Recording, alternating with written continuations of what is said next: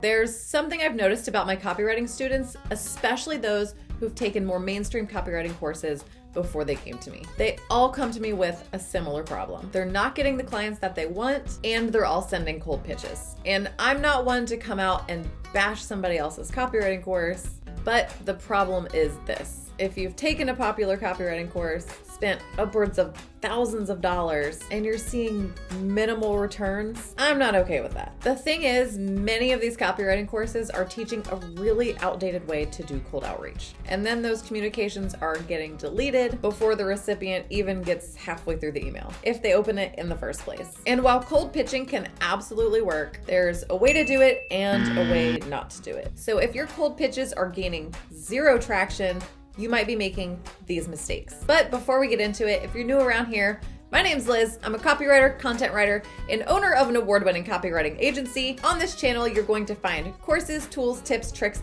and resources to help you launch, grow, and scale your copywriting business. All right, let's go. So I'm going to offer you a little bit of a unique perspective here. I own a copywriting agency. That means I both hire writers and pitch our services to potential clients. So I've seen both sides of that cold pitching coin. I can tell you what's going to pique my interest and what's going to leave me completely underwhelmed. So here are 7 reasons that you're not seeing the return that you want to on your cold pitches. Number 1, you don't have the right foundations in place. Sure, cold pitching is called cold pitching for a reason, and until you've built a name for yourself, you can't just expect your prospects to know who you are and immediately know, like, and trust you. That's why you need to have the right foundations in place. Think about this. You send a cold email and then the recipient goes to your website. Your website doesn't have any real information on it. No blog that shows you're an authority in your field, no testimonials, and the site is all about you rather than focusing on the transformation that you provide your clients. Your prospect is probably gonna hit that X button. The same thing goes for cold pitching on social media channels. If they go back to your page to find out what you're all about, and they see no real thought leadership, no value, and nothing that demonstrates your skills, they're going to completely ignore your message. Number 2, your subject line is bordering spam. So think about how many marketing emails you get per day. That's probably a lot, right? Now imagine how many outreach emails somebody who's a decision maker at a company gets.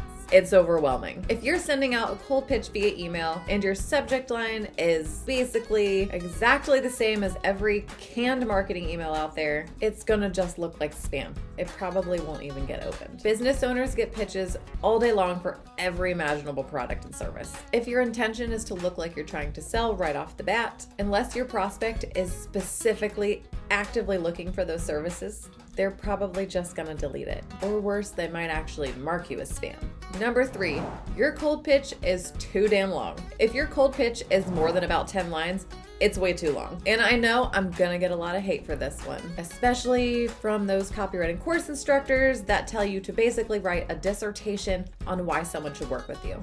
But I'm not wrong, and that is a hill I am totally willing to die on, 100%. Business owners and other decision makers are busy beyond belief. They don't want to read War and Peace when they're opening your email, especially if you're trying to sell them something. Keep it short, keep it concise, and if you can't convince your prospect to book a call with you in a concise way, you need to strengthen your own copy. Mistake number 4, your copy isn't forging an authentic connection. If a prospect opens your email and it reads like you've just copied and pasted the same email over and over again, you're gonna leave them underwhelmed, and you won't leave a memorable or good impression. If your cold pitch feels inauthentic, you're not going to establish that know, like, and trust factor your clients need in order to want to work with you. Mistake number 5, you're not streamlining the scheduling process. If you're requesting a discovery call, asking your prospect to send over a few dates and times that work for them adds unnecessary extra steps and more work for your prospect, which is a big turnoff, especially if they're already speeding through their emails.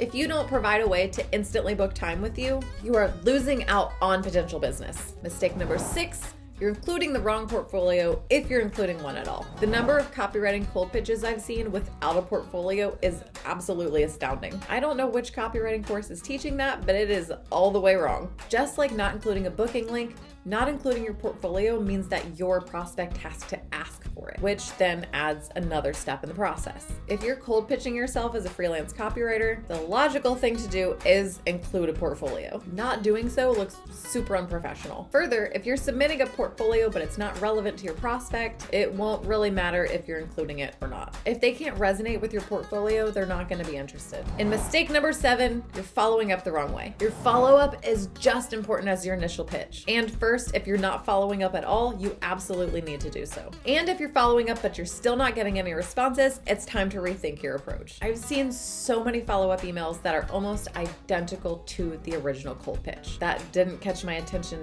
in the first place, especially if it looks like a canned email. A follow-up that desperately tries to convey your value looks more like marketing and less like you're there to solve a problem for your prospect. And if you're sending the follow-up in a new thread, that's just going to confuse your prospect because they might not even remember your first pitch anyway. So go to your original email and hit reply, so that way they can refer to your initial email. Cold pitching absolutely works if you do it right. By building your foundation, establishing a genuine connection, providing the right information, and being strategic with your approach, you will see a huge jump in the ROI of your time sending cold pitch emails. So go audit your cold pitching process and let me know if these tips worked for you. And if you're looking to get even more of a jump start on your copywriting career, you can download my free ebook, The Circa Method, the complete beginner's guide to writing wildly effective copy, for free in the description box. And if you liked this video, you can hit that thumbs up and subscribe so you never miss a video. I will catch you